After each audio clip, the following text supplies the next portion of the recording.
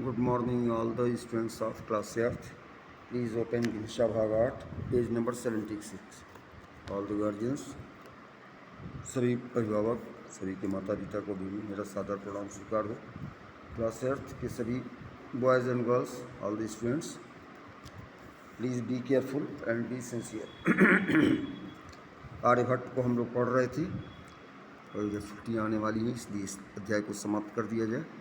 आर्यभट्ट ने अपने ग्रंथ आर्यभट्टीय की रचना में पद्य का सहारा लिया। तत्कालीन अधिकांश रचनाएं गेय श्लोकों के रूप में होती थीं ताकि उन्हें आसानी से गाकर याद किया जा सके। यह पुस्तक 4 भागों में विभाजित है: गीतिका पाद, गणित पाद, काल पाद तथा गोल पाद।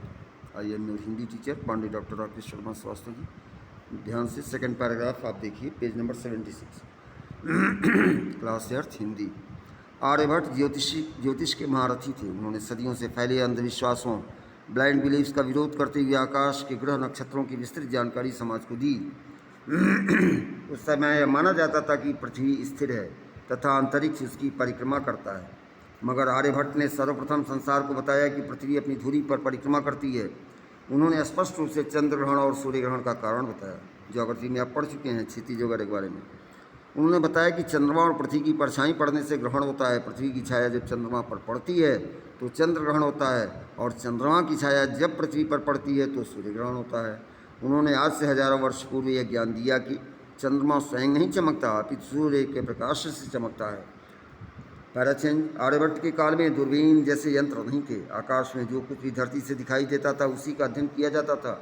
लोगों ने उस समय तक जान लिया था कि चाँद के पूरे छिपने तथा दिखने के बीच एक निश्चित समय बीतता है। मानव ने सूर्य के उदय होने की दिशाओं को भी उसी से जाना।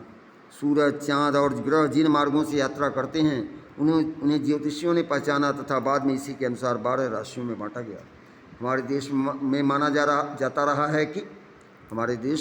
जाता रहा है कि आकाश के ग्रह नक्षत्र मनुष्य के जीवन पर प्रभाव डालते हैं, परंतु आर्यभट्टीय में किसी भी प्रकार का अंधविश्वास, ब्लाइंड बिलीव्स नहीं झलकता है। यह पूर्णतः विज्ञान पर आधारित ग्रंथ है। आर्यभट्ट के ज्योतिष के अलावा गणित शास्त्र में भी नए नए सिद्धांतों की खोज की। उन्होंने बीजगणित का ज्ञान सर्वप्रथम संसार को दिया। उन्होंने बड़ी बड़ी संख्याओं को वर्णों के माध्यम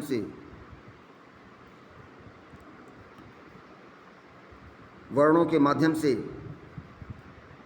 छोटे रूप में लिखने का अद्भुत आविष्कार किया। वर्णमाला के सारे अक्षरों के लिए संख्या मान निश्चित कर दिए। इससे बड़ी से बड़ी संख्या को सरलता से लिखा जा सकता था। इस तरीके को अक्षरांक पद्धति कहा जाता है। यूनानी लोग भी इसी प्रकार अंकों को लिखा करते थे। हमारे देश में प्राचीन काल से ही अंकों के लिए चिन्ह थे।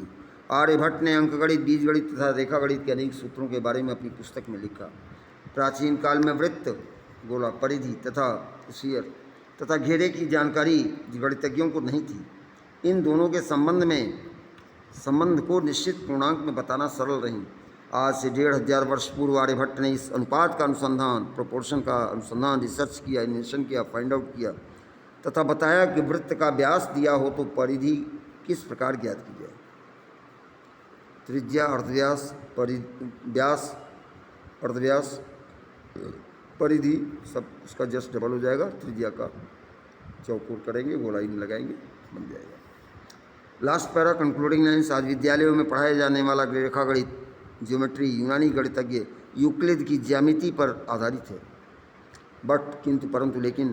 परंतु आर्यभट्ट ने त्रिकोण की 3 भुजाओं तथा उनके कोणों का अध्ययन किया तथा कोण की मिति की नई पद्धति का आविष्कार किया। इन्वेंशन, फाइंड आउट, डिस्कवरी किया, रिसर्च किया। इसी से यूनानी गणितज्ञों को ज्यामिति का ज्ञान मिला। समय के साथ साथ यह ज्ञान यूरोप तक फैला। निश्चित रूप से सर्टेनली आर्यभट्ट ने गणित और ज्योतिष के क्षेत्र में जो नए नए सिद्धांत दिए उन्हें पढ़कर आज के गणितज्ञ भी उनकी प्रतिभा का लोहा मानते हैं।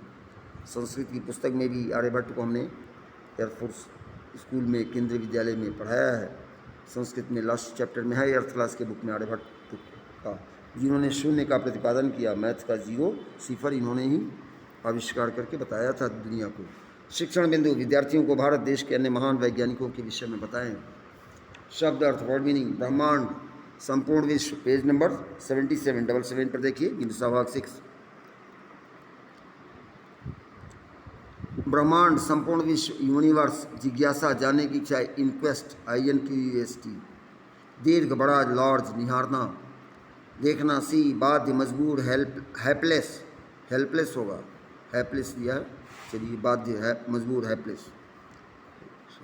वृत्त, गोला, सर्कल, CIRCLE, सूत्र, नियम, रूल, अंतरिक्ष, आकाश, स्काई, विशिष्ट, विशेष, स्पेशल, पद्य, कविता, पोएट्री, पोएम, ज्ञाता, जानने वाला, वन हु नोस, स्थिर, जो न हिले, स्टिल, परिक्रमा, चक्कर, सरकम्बुलेटेशन, सरकम्बुलेशन, CIRCUMAMBULETION, चक्कर, परिक्रमा करना। कुशाग्र बुद्धि, तेज बुद्धि वाला, बहुत बुद्धिमान, of knee intelligence, KNEE, knee intelligence, INTELLIGENC, व्यास, विस्तार, केंद्र से होकर परिधि के दोनों छोरों तक की दूरी, डायमीटर, DIAMETR, व्यास को अंग्रेजी में डायमीटर करते हैं, हाफ डायमीटर, त्रिज्या, अर्धव्यास, और परिधि दोनों छोरों को मिला देने पर हो जाता है, व्यास बन जाता है। अभ्यास माला, एक्सरसाइज, मौखिक, ओरल, खंड क, सेक्शन ए, सही के सामने, सही उत्तर के सामने राइट का चिन्ह लगाइए। सदा से मनुष्य की जिज्ञासा का केंद्र रहा है, क्या केंद्र रहा है? विशाल ब्रह्मांड, या दोनों, या प्राकृतिक वातावरण। आप थर्ड कर दीजिए, दोनों पर जिज्ञासा रही, प्राकृतिक वातावरण, नेचुरल एटमॉस्फेयर, एनवायरनमेंट, और विशाल ब्रह्मांड के बारे में भी दोनों पर लोग रिसर्च खोज कर रहे हैं। आर्यभट्ट ने गहन अध्ययन किया था ज्योतिष और गणित का, विज्ञान और गणित का, विज्ञान और ज्योतिष का। फर्स्ट को राइट करिए, ज्योतिष और गणित का, astrology and mathematics. Third, Aryabhata द्वारा रचित ग्रंथ है मंडूकोपनिषद, क्रॉस करिए, रॉन्ग है। आर्यभट्टीय राइट है, टिक करिए। छंदोपनिषद, क्रॉस करिए, रॉन्ग है। दूसरा, सेकंड को राइट करिए, आर्यभट्टीय। निम्नलिखित प्रश्नों के उत्तर दीजिए। क, सदा से ही मनुष्य की जिज्ञासा ब्रह्मांड में क्यों रही है? ख, ग्रह नक्षत्रों की चर्चा आते ही किस भारतीय वैज्ञानिक का नाम सर्वप्रथम दिया जाता है? ग, आर्यभट्ट का जन्म कब और कहाँ हुआ? वह स्थान वर्तमान मानचित्र में कहाँ पर है? घ, आर्यभट्ट को किस किस विषय का ज्ञान था? आराम से आप पढ़ करके एक एक पैराग्राफ इस लेसन को अध्ययन करके रोज स्टडी, गहन अध्ययन करने के बाद आप आंसर आराम से लिख सकते हैं। ये आपका होमवर्क रहेगा, क्योंकि 16 तारीख से मंडे से क्लास में हम लोग मिलेंगे। अंग, आर्यभट्ट के ग्रंथ का क्या नाम था? छ, आर्यभट्टीय ग्रंथ किस भाषा में लिखा गया है? छ, आर्यभट्टीय कितने भागों में विभाजित है? PTO please turn number, page number 78। धन्यवाद, थैंक यू। यहीं तक आप रहने दीजिए, नेक्स्ट पेज नेक्स्ट डे हम लोग पढ़ेंगे। Very very good morning, thank you.